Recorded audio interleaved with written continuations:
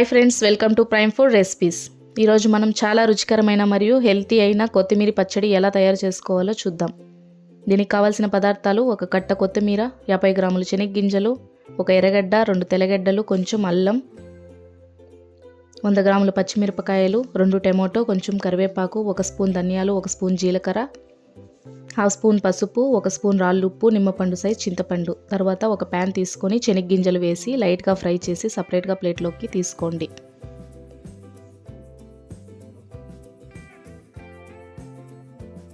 తర్వాత ఆ ప్యాన్లోకి 3 spoons oil వేసి ఆయిల్ వేడయ్యాక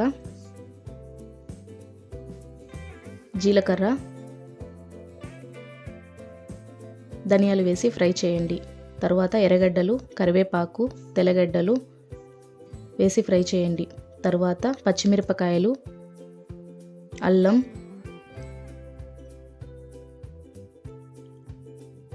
టొమాటో, పసుపు, ఉప్పు, చింతపండు వేసి బాగా ఫ్రై చేయాలి. ఫ్రై అయ్యాక ముందుగా క్లీన్ చేసి కట్ చేసుకున్న కొత్తిమీరని వేసి బాగా ఫ్రై చేసుకోవాలి.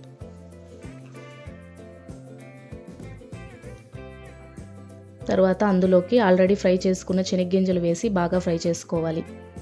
దానిని 5 నిమిషాలు చల్లారబెట్టాలి.